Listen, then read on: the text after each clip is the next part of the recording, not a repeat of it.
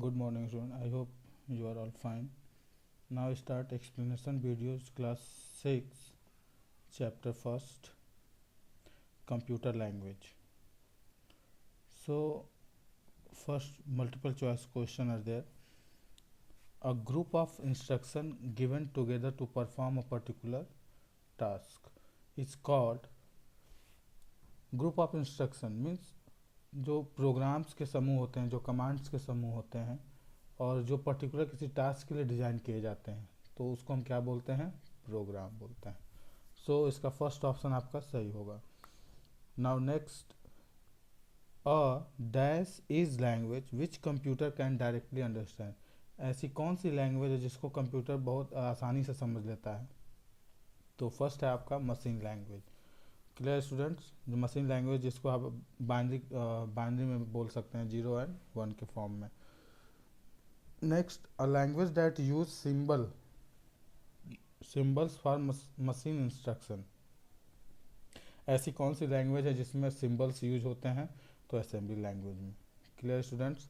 Now next, language that require a interpreter oblique compiler to convert to machine language. तो ऐसा कौन सा language है जिसको रिक्वायर होती है इंटरप्रेटर और कंपाइलर की, ताकि उसको किस में कन्वर्ट कर सके? मशीन लैंग्वेज में कन्वर्ट कर सके. तो हाई लेवल जो लैंग्वेज होती है उसको हम किस में कन्वर्ट करते हैं? मशीन लैंग्वेज में. तो उसके लिए हमको इंटरप्रेटर एंड कंपाइलर की आवश्यकता होती है. Clear students?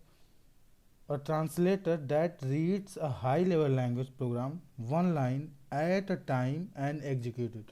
ऐसा कौन सा ट्रांसलेटर है जो हाई लेवल लैंग्वेज प्रोग्राम की एक लाइन को एक ही बार में क्या कर देता है?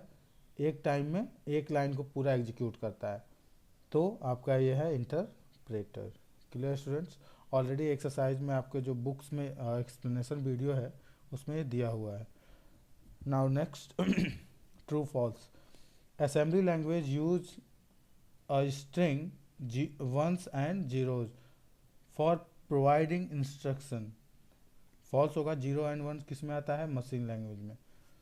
Clear students? High level language use a symbols as one as corresponding with machine instruction. False. High level language में आपका कभी भी जो है सिंबल यूज नहीं होते हैं, वो असेंबली लैंग्वेज में यूज होता है.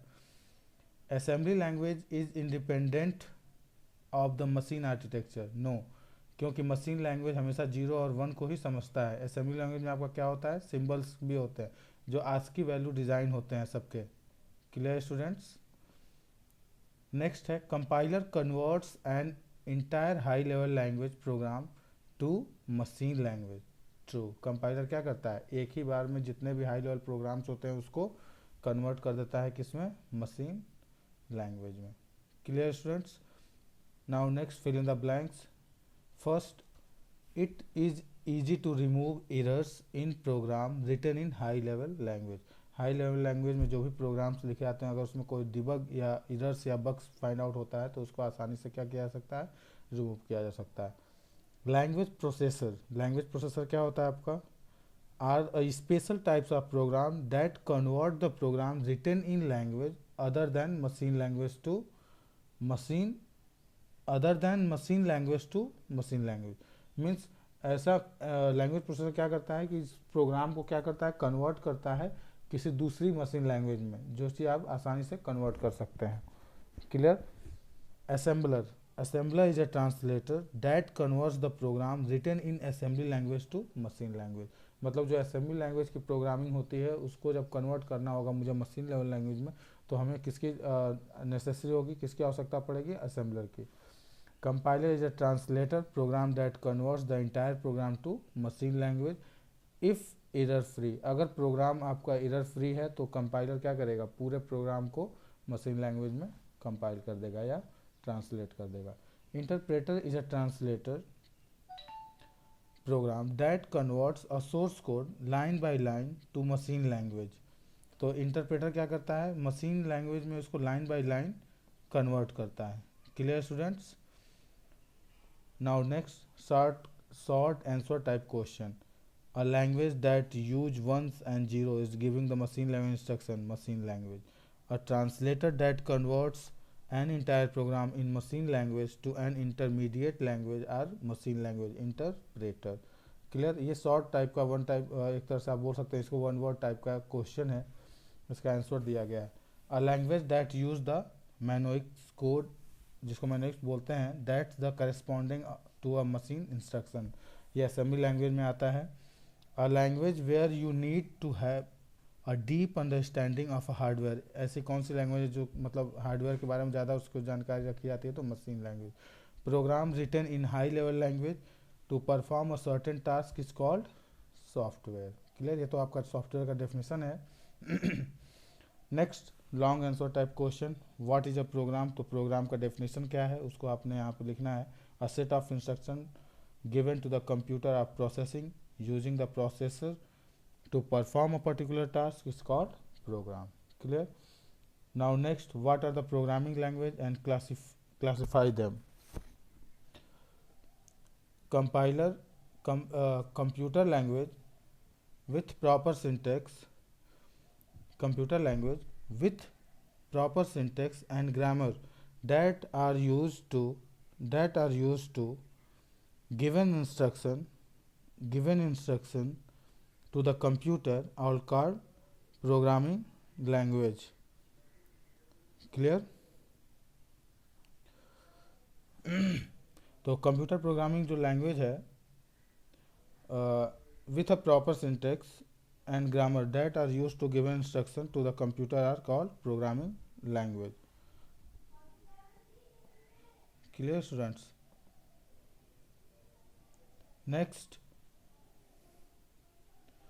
ये आपके कितने क्लासिफिकेशन किए गए हैं इसको, तो फर्स्ट है लो लेवल लैंग्वेज, दूसरा है असेंबली लैंग्वेज एंड थर्ड है हाई लेवल लैंग्वेज। तो इसको तीन पार्ट में बांटा गया है। फर्स्ट कौन सा आपका है, लो लेवल प्रोग्रामिंग लैंग्वेज जो होता है आपका, एंड हाई लेवल आपका जो लैंग्वेज है, एंड नेक्स्ट है आपका assembly language. Clear students? Now the next, state one advantage and one disadvantage of using of the machine language. अब इसमें एडवांटेज एंड डिसएडवांटेज बताना है। नाउ द नेक्स्ट, फर्स्ट है आपका advantage, execution of machine language programs are fast as it do not require any translation. Clear?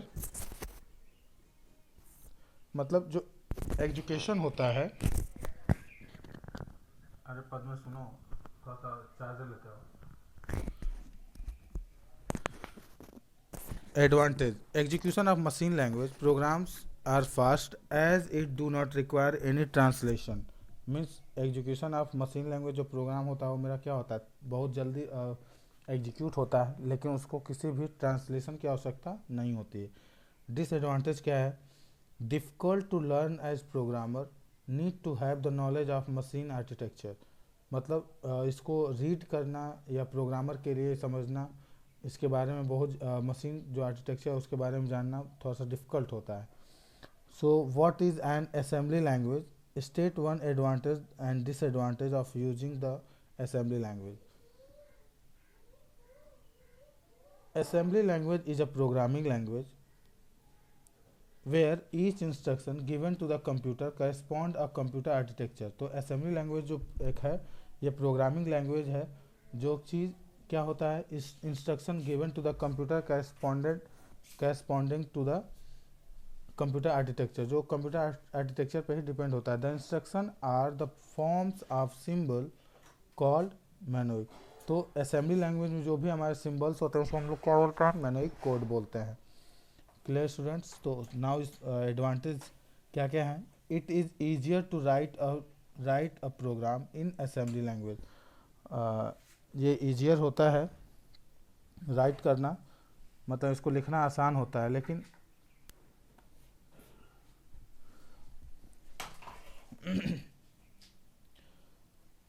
Next क्या है कि easier होता है assembly language compare to the machine language. Machine language से जो है ये ईजियर होता है, लेकिन बहुत ज़्यादा आसान नहीं होता है। And disadvantage, since assembly language is a specific a particular architecture, assembly language is a specific to a particular machine architecture, a program written for one processor. मतलब जो असेंबली लैंग्वेज का इसका डिसएडवांटेज, तो हर प्रोसेसर के लिए अलग इसकी designing होती है सॉफ्टवेयर की.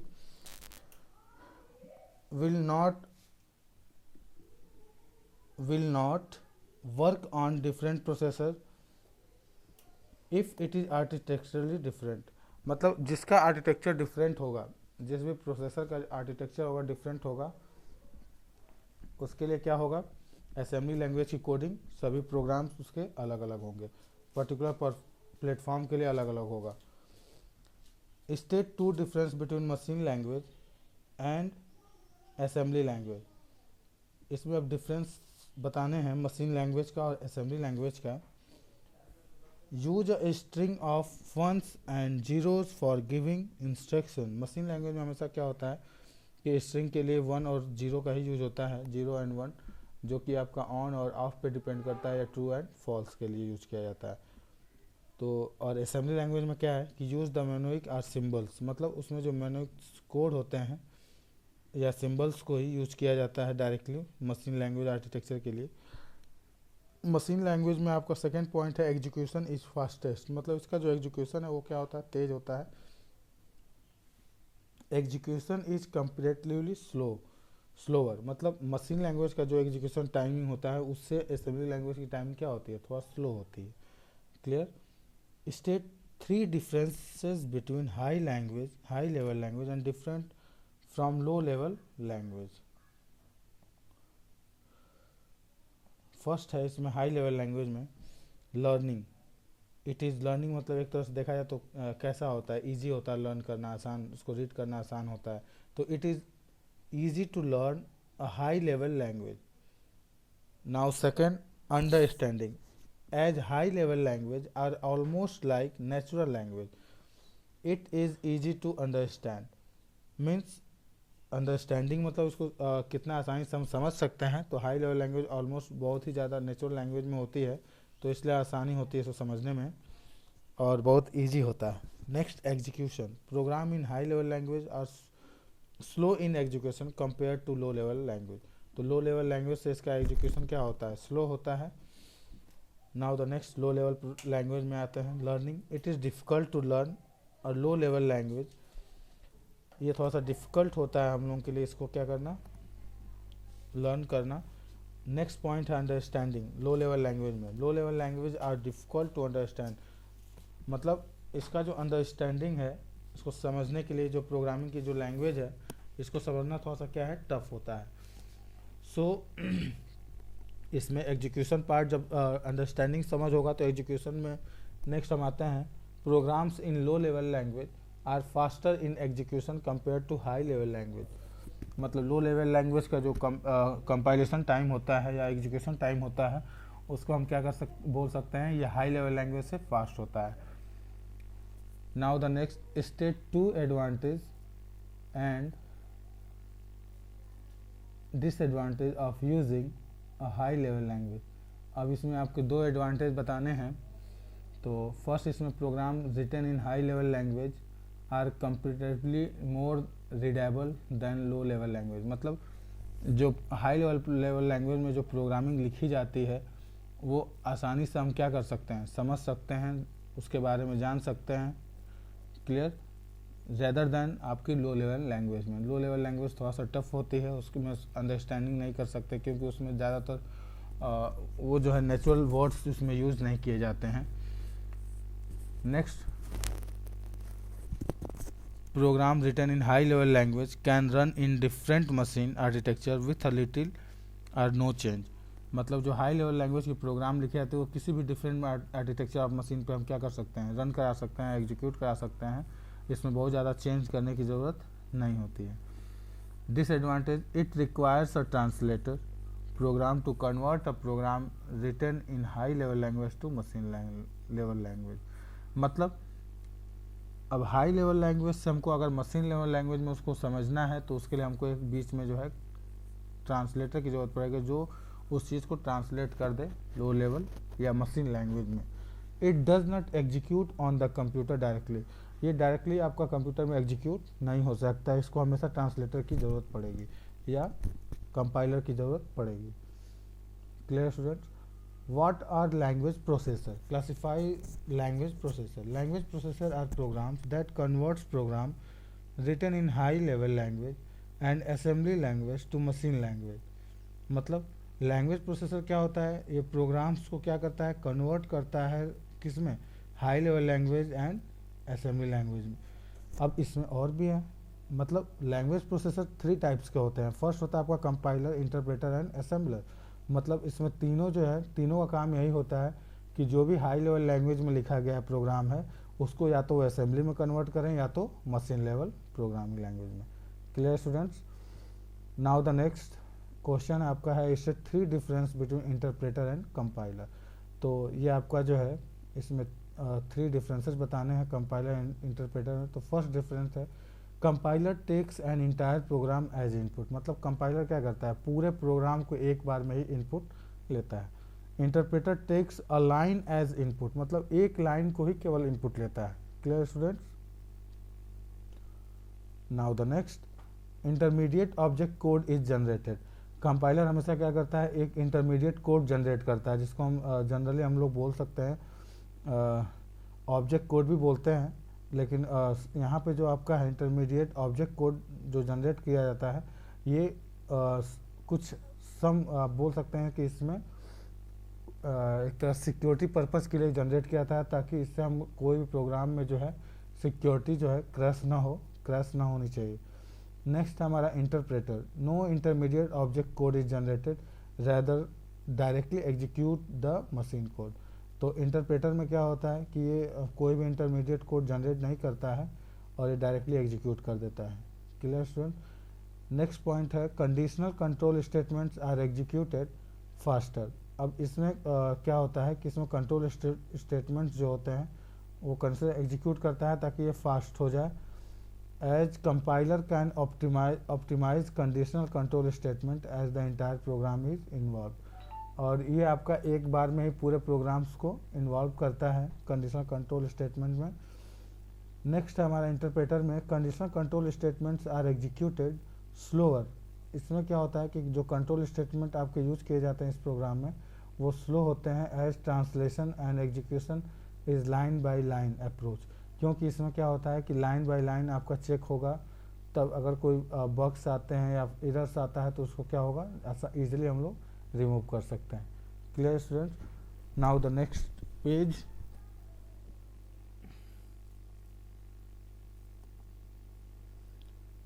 ये आपका आप सेकेंड एक्सरसाइज है, working with Windows.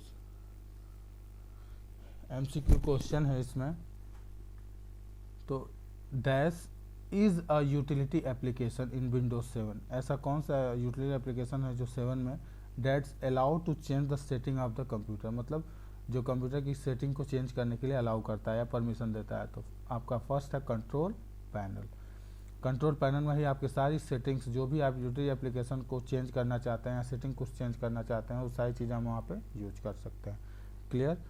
Which of the following is not view in control panel. इसमें से कौन ऐसा चीज़ है जिसको हम कंट्रोल पैनल में नहीं देख सकते हैं? तो कैटेगरी। क्लियर? कैटेगरी में आपका बहुत सारे ऑप्शंस आते हैं इसमें। नेक्स्ट है आपका, which tab in the mouse properties dialog box can be use to swap the left and right mouse button functionality.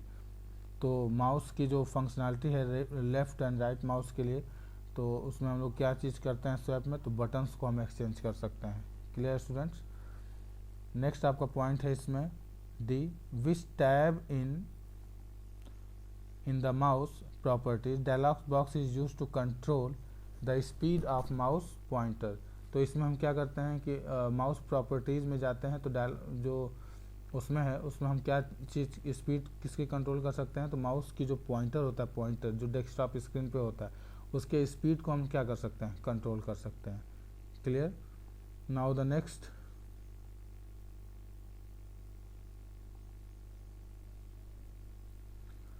true false, a device driver is used to change the background of the desktop। Device driver जो होता है हमारा desktop का background नहीं change करता है, इसलिए वो क्या है, फॉल्स है। A screen saver allow you to install a new device into your computer, ये भी फॉल्स होगा। स्क्रीन सेवर आपका क्या करता है, कोई भी डिवाइस को इंस्टॉल करने का परमिशन नहीं देता है। Uninstalling a software is use to remove an installed software, मतलब जो हमारे ऑलरेडी हमारा जो इंस्टॉल सॉफ्टवेयर है, जो हमने सॉफ्टवेयर इंस्टॉल्ड किया हुआ है पहले से कंप्यूटर में, उसको हम क्या करेंगे, अगर इंस्टॉल ही कर देंगे तो वो क्या कर देगा, उस चीज़ को रिमूव कर देता है। ये आपका ट्रू होगा। Clear students? The program and features option the control panel allow you to remove a software, true है, क्योंकि प्रोग्राम एंड फीचर्स में आप क्या कर सकते हैं, अनइंस्टॉल एंड इंस्टॉल सारे अपने जो भी आपके एप्लीकेशन है या सॉफ्टवेयर है उसको हम देख सकते हैं। द डिस्क डिफ्रैगमेंटर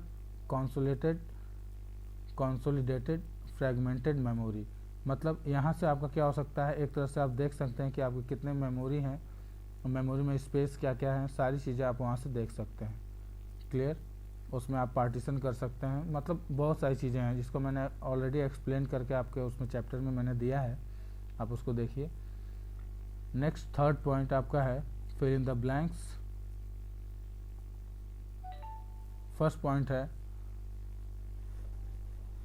यहाँ पे डिफ्रैगमेंटेशन, तो ऑलरेडी आपका ट्रू था ऊपर, तो उसी का सेम वो चीज़ यहाँ पे दे दिया गया है। तो defragmentation is the process of consolidated fragmented memory, तो इसमें आप जान ही सकते हैं कि उसमें जो मेमोरी में जो हम सेक्शन में डिवाइड करते हैं या करते हैं प्रोसेस को क्या बोलते हैं, डिफ्रैगमेंटेशन बोलते हैं।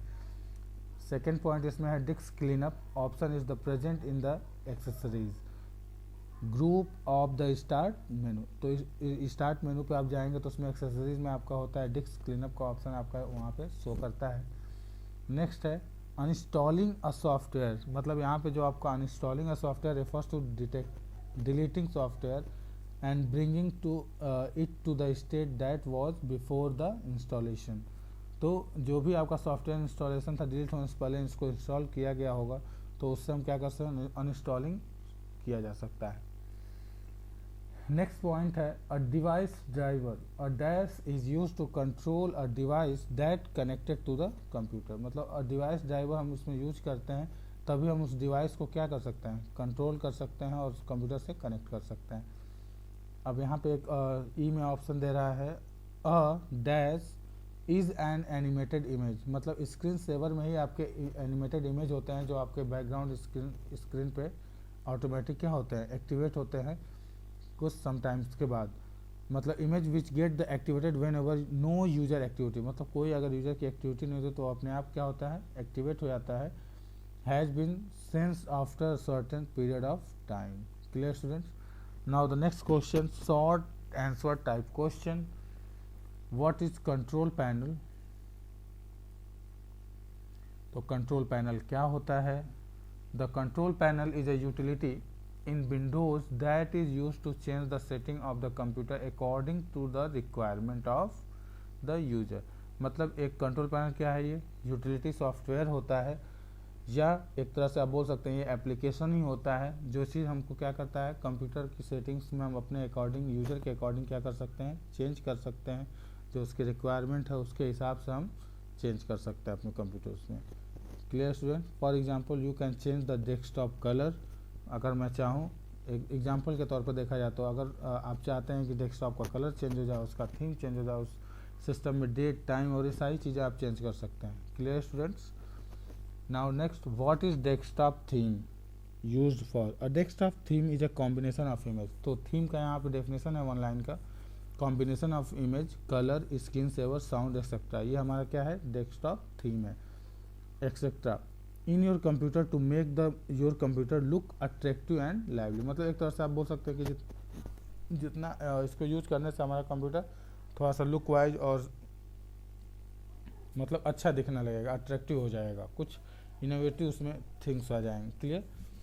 What is disc cleanup, disc cleanup क्या होता है, अब क्लीनअप मतलब यहाँ पे आप बोल सकते हैं डिस्क की सफाई करना है या एक तरह से इसको फॉर्मेट करना भी बोलते हैं, ठीक है, या अननेसेसरी फाइल जो होती हैं उसको हटाना, रिमूव करना, बहुत सारी चीज़ें उसमें बोली जाती हैं। तो disk cleanup is a utility in Windows is use to clean up your disk by removing all unnecessary file. मतलब जो बाय डिफ़ॉल्ट कोई फाइल वहाँ क्रिएट हो जाती है तो उसको हम अननेसेसरी फाइल बोलते हैं, जिसका कोई यूज़ नहीं होता है, तो उसको हम क्या करते हैं, ये क्या करता है, occupy a lot of space doing, ठीक है, मतलब ये आपके मेमोरी में या डिस्क में स्पेस ऑक्यूपाई करके बैठा रहता है, लेके बैठा रहता है, उसको हम क्या करते हैं, रिमूव करते हैं।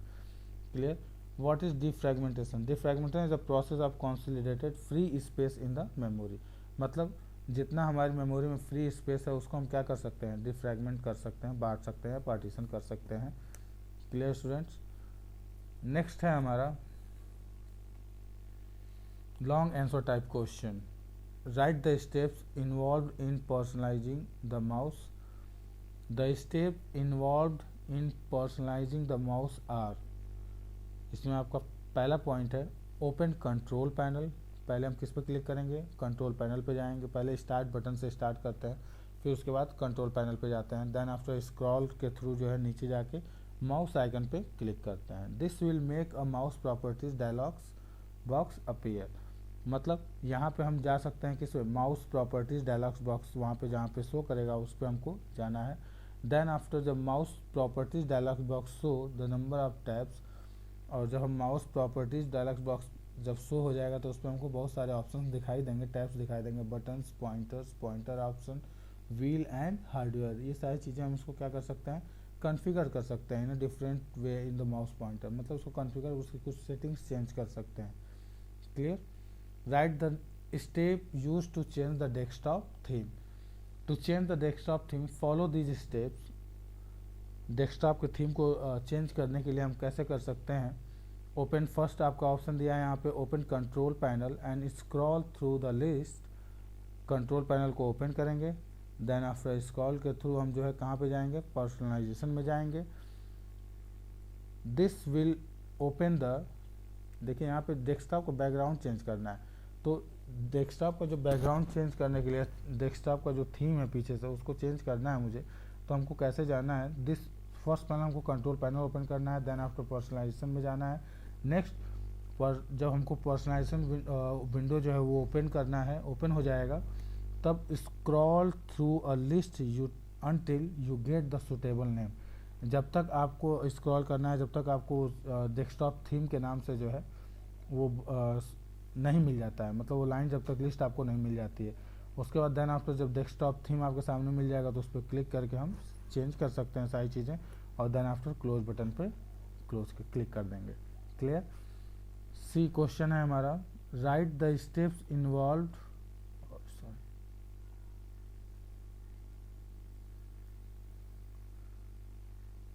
Right the steps involve in uninstalling. C question में क्या था, right the steps involve in डिफ्रैगमेंटेशन।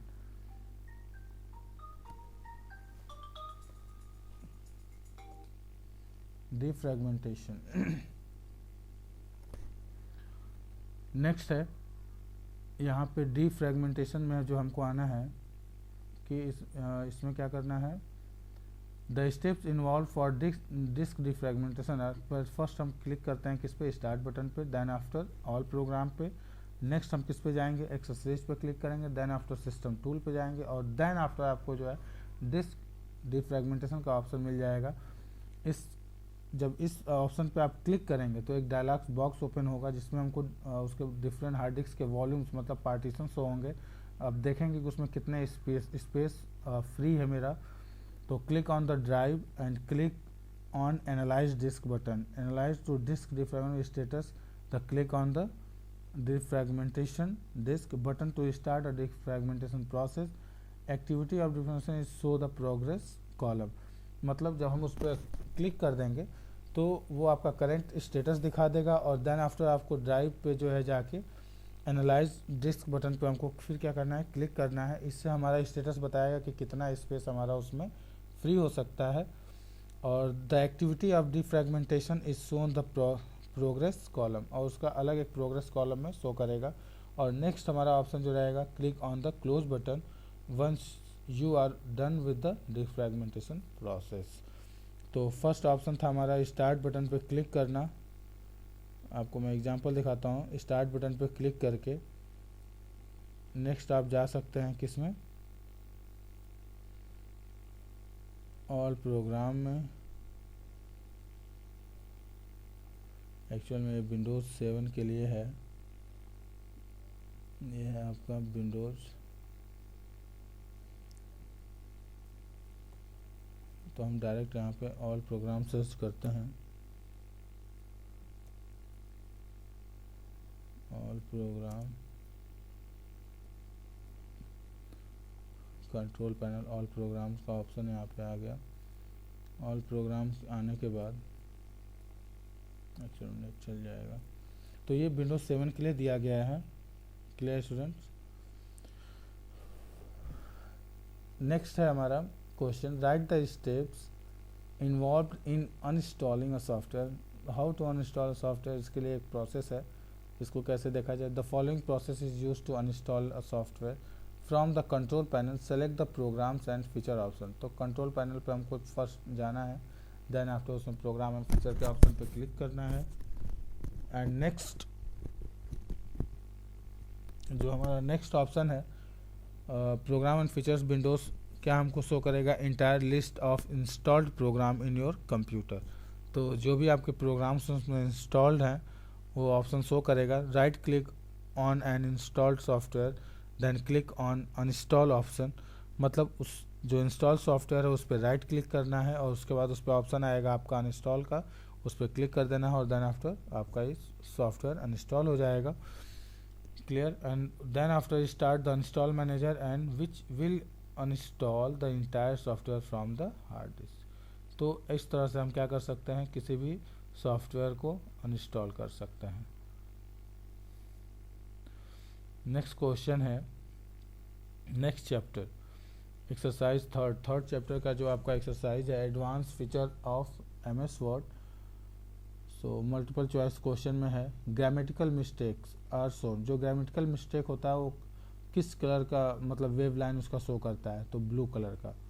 Clear student. जब भी आप कोई ग्रामेटिकल मिस्टेक करेंगे तो वो अंडरलाइन हो जाएगा किसमें, ब्लू लाइन में। The dash group of review tab content the spelling and grammar buttons. मतलब स्पेलिंग एंड ग्रामर बटन के लिए जो है रिव्यू टैब में कौन सा ग्रुप होता है, तो प्रूफिंग ग्रुप होता है। The proofing group of review tab contains the spelling and grammar button. Clear. An option in Word that allow you to find the synonym. अब यहाँ पे synonym for the given words, तो ऐसा कौन सा option है जिसको हम जो है सिनोनिम्स के लिए फाइंड आउट करते हैं, तो इसको हम बोल सकते हैं द सॉसेज। क्लियर। तो ये आपका जो इस वर्ड है इसको हम किस लिए यूज करते हैं, तो केवल सिनोनिम्स के लिए। Which among the following is the group of the contents of find button. मतलब ऐसा कौन सा ग्रुप है जो फाइंड बटन को क्या करता है, कंटेंट करके रखता है, तो एडिटिंग। Clear student. तो एडिटिंग जो आपका ग्रुप है उसमें आप जाएंगे, क्लिक करेंगे तो फाइंड बटन आपको वहाँ पे, जिसका शॉर्टकट होता है फाइंड बटन के लिए आपका Ctrl+F। क्लियर। नेक्स्ट है आपका the dash panel allow you to find the select word. तो सेलेक्ट फाइंड में हमको सेलेक्ट करना होगा किसी वर्ड को, सेलेक्टेड वर्ड के लिए, तो फाइंड अ सेलेक्ट वर्ड। तो उसके लिए हमको क्या जाना है, नेविगेशन पे जाना है। नेविगेशन से हम क्या कर सकते हैं, नेविगेशन पैनल से किसी भी चीज़ को, वर्ड को सेलेक्ट कर सकते हैं या फाइंड कर सकते हैं। नेक्स्ट है आपका ट्रू एंड फॉल्स।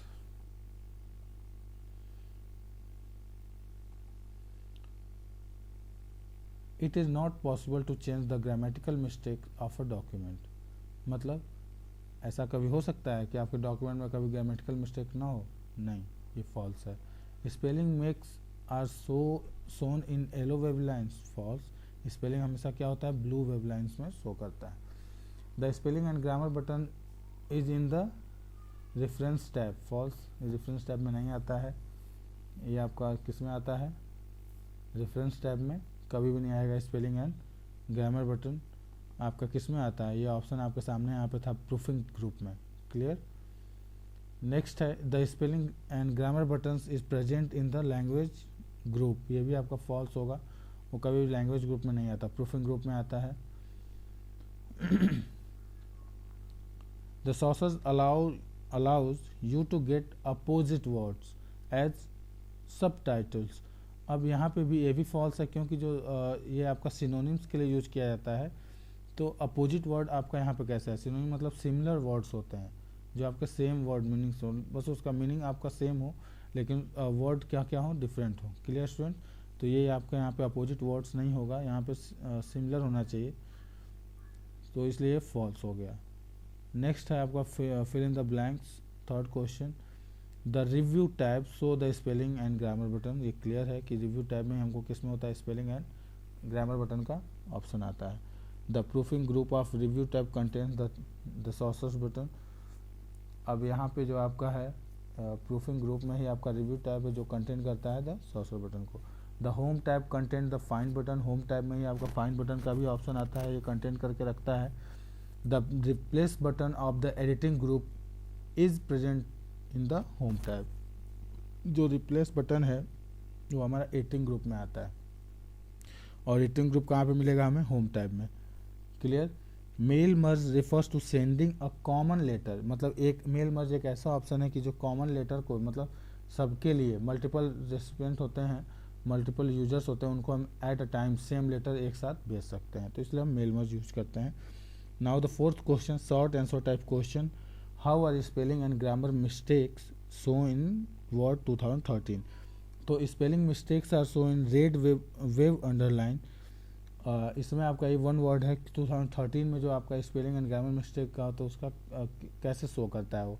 तो इसमें आपका 2007 में आपका ब्लू लाइन में शो करता है, नेक्स्ट 2013 में आपका वो क्या होता है, अगर स्पेलिंग एंड ग्रामर मिस्टेक है तो आपका वो रेड वेब लाइन में शो करेगा। Clear student? मतलब ये स्पेलिंग मिस्टेक के लिए आपका रेड लाइन होगा, ग्रामेटिकल मिस्टेक के लिए क्या होगा, आपका ब्लू वेब अंडरलाइन होगा। क्लियर? नेक्स्ट है आपका what is the sources. The sources is a book of words. एक तरह से इसको डिक्शनरी भी आप बोल सकते हैं, सिनोनिम्स के लिए यूज करते हैं। That the same are nearly the same meaning. मतलब एक तरह से इसको हम डिक्शनरी बोल सकते हैं या सिनोनिम्स के लिए बोला जा सकता है। The state the function of the following buttons present in the replace tab of the find and replace dialog box. तो इसमें क्या क्या है, रिप्लेस है, रिप्लेस ऑल है, एंड नेक्स्ट आपका थर्ड ऑप्शन क्या है, find and next, find next है। ये तीनों ऑप्शन आपके उसमें रहते हैं।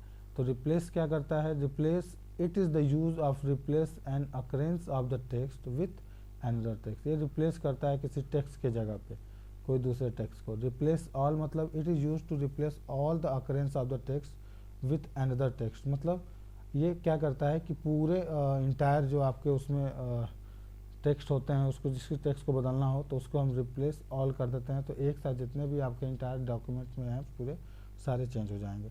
And find and next it is use to find the next occurrence of the given text. और ये हम फाइंड कर सकते हैं इससे कि आपका जो न्यू टेक्स्ट है वो कहाँ पे आ रहा है या कहाँ पे उसका पोजीशन है। Clear? Which tab in Word 2013 is use to start mail merge. तो इसको हम लोग किस में यूज करते हैं, वो कौन सा टैब होता है, तो मेलिंग टैब होता है। Clear? Write the keyboard shortcut for spelling and grammar check. तो इसमें आपका फर्स्ट ऑप्शन है Alt plus F7। Clear? Next है आपका द सोर्सेस के लिए शॉर्टकट की क्या है, तो उसके लिए आपका है Shift plus F7। Clear students?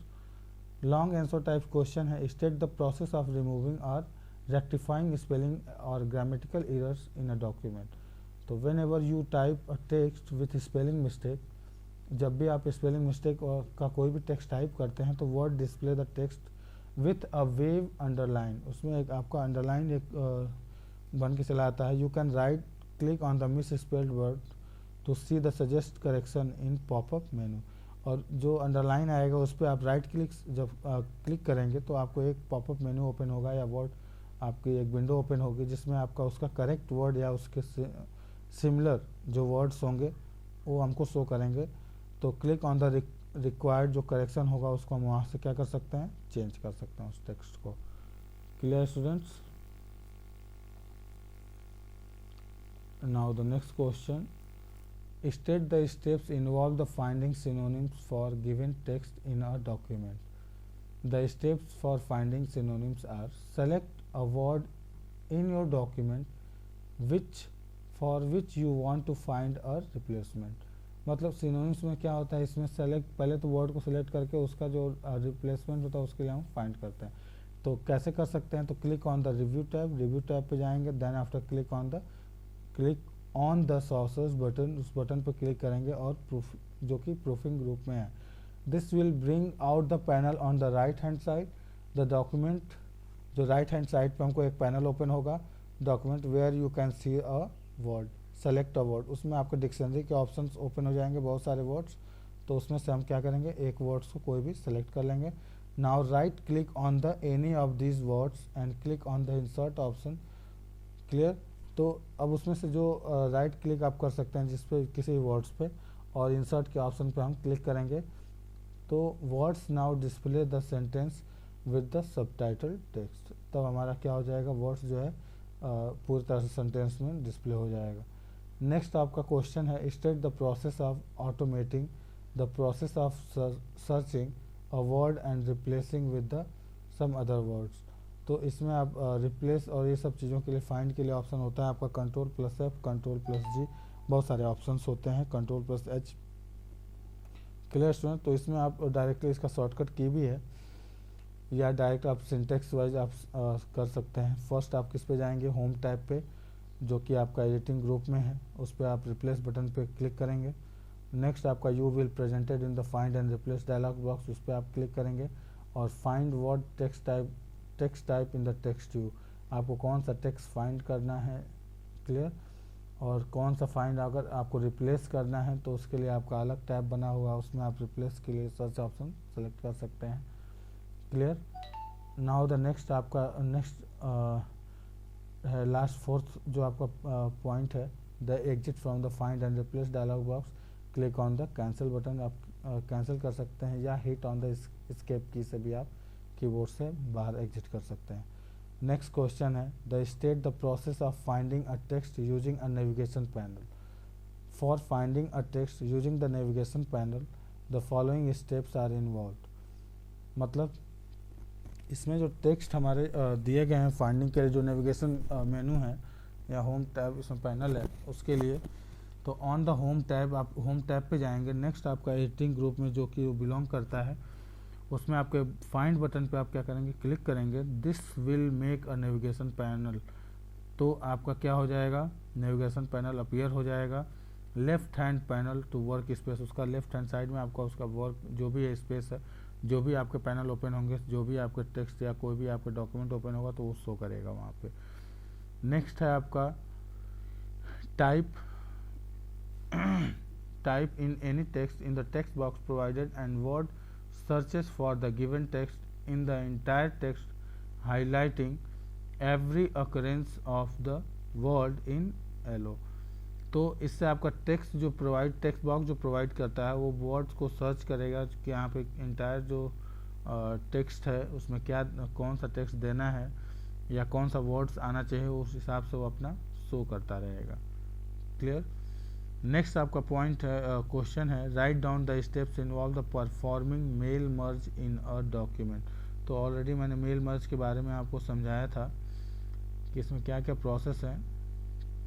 तो इसमें 12 प्रोसेस दिख रहा है, इसको पढ़ते हैं। फर्स्ट आपका जो है मेल मर्ज क्या होता है कि आपके जो एक कॉमन मेल होता है या कॉमन डॉक्यूमेंट होता है जिसको हमको particular number of more recipients होते हैं जिनको हमको भेजना होता है, number of more than user होते हैं उनको हमको एक साथ एट अ टाइम भेजना होता है, तो हम मेल मर्ज यूज़ करते हैं। तो फर्स्ट आपका क्या होता है, इसका प्रोसेस कैसे, इसको हम एक्सेस कैसे करेंगे।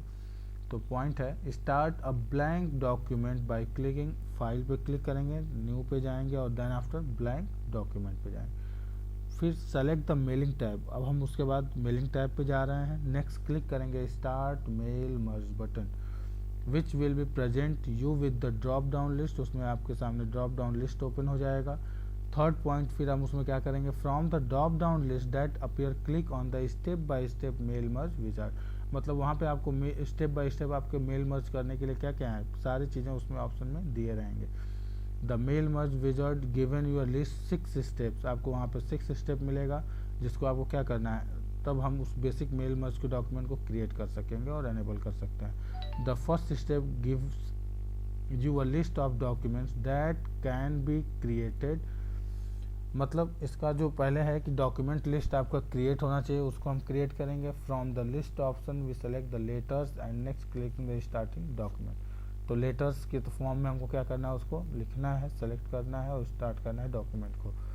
इन second step select use the current document to use the same blank document, मतलब जो आपका जो करेंट का जो डॉक्यूमेंट है उसको हमको यूज करना है, उस ब्लैंक डॉक्यूमेंट जिस पर हमको क्लिक करके उस पर हमको क्या डालना है, यूजर का जो टेक्स्ट है, जो हमारे यूजर्स हैं या जिस एक तरह से आप बोल सकते हैं जिसके हमको सेंड करना है, उसको हमको सेलेक्ट करना है। क्लियर? तो कितने यूजर्स आपको नंबर ऑफ यूजर्स हैं उनको हम सेलेक्ट करेंगे। सेलेक्ट टाइप और न्यू लिस्ट, उसके लिए हमको एक न्यू लिस्ट क्रिएट करना होगा। स्टार्ट क्रिएटिंग एड्रेस बुक, जिसके लिए हमको एक एड्रेस बनाना होगा। Those entries will be send to a letter, ताकि जितने भी यूजर्स हैं, तो मेरा डॉक्यूमेंट अलग हो गया, उनके लिए अलग हम एड्रेस बना रहे हैं, अलग सारी चीज़ें कर रहे हैं, एक एक अलग अलग पार्ट में हम एड्रेसिंग करेंगे। Create, now the next new list create, on create पर क्लिक करेंगे। सेवन्थ ऑप्शन है वंस डन द प्रोसेस, जब आपका 2 ऑप्शन क्लियर हो गया तो थर्ड ऑप्शन है क्रिएटिंग अ मेल एड्रेस। अब उसके लिए हमको फिर ऑप्शन किस पे जाएंगे, मेलिंग एड्रेस पे जाना है। Word will display the mail merge, जितने भी हमारे उसमें यूजर्स हैं, जितने भी हमारे रेसिपिडेंट हैं, उनको हम क्या करेंगे, उनको हमको लिस्ट दिखेगा, उनको हम लेटर क्या कर सकते हैं, मे भी सेंड कर सकते हैं। चेक बॉक्स पे जाएंगे और then after okay button press करेंगे। From the mail merge panel click on the write your letter, आप अपना राइट योर लेटर या स्टार्ट द लेटर अपना राइट डाउन कर सकते हैं। You will presented with the fourth step the mail merge panel, ये आपका फोर्थ स्टेप होता है। Start writing the letter by placing the address book, greeting line या प्लेस होल्डर, ठीक है, जो अप्रोप्रिएट प्लेस है आपका, या कि आप एड्रेस ब्लॉक लिख सकते हैं या कुछ ग्रीटिंग लाइंस आप लिखना चाहते हो वो नीचे आप लिख सकते हैं स्टार्टिंग लेटर्स के लिए। क्लियर है? And now the next step 5, click on the preview your letters to view the letter merge, आप उसका एक बार प्रीव्यू देख सकते हैं कि कैसे हमने लेटर्स को मर्ज किया है तीनों जगह से। तो क्लिक ऑन द नेक्स्ट और previous button, see the remaining mail merge letter. Next और प्रीवियस बटन को हम क्या कर सकते हैं, मर्ज लेटर में आप देख सकते हैं रिमेनिंग हो तो उसको देख सकते हैं। नेक्स्ट लास्ट ऑप्शन है click on the complete the merge link to complete the mail merge, मतलब जो हमारा लास्ट है उसको हमको कंप्लीट द मर्ज पे क्लिक करना है, उसके बाद हमारे मेल मर्ज जो है क्या हो जाएगा, कंप्लीट हो जाएगा। The letter gets the merge with the recipient is ready to printed और each may be edited individually by the clicking on the edit individual letters from the mail merge panel. आप उसको चाहें तो आप individually अलग अलग सबको क्या कर सकते हैं, भेज सकते हैं, या एट अ टाइम एक साथ सबको भेज सकते हैं। Clear student? आई होप आपको सारी चीज़ें ये समझ में आ गई होगी एक्सरसाइज। अब आप लोग इसको तैयार करें कंप्लीट करके, और यूनिट फर्स्ट आपका कंप्लीट हुआ, इसको आप रेडी कर लें। क्लियर? चलिए, थैंक यू क्लास।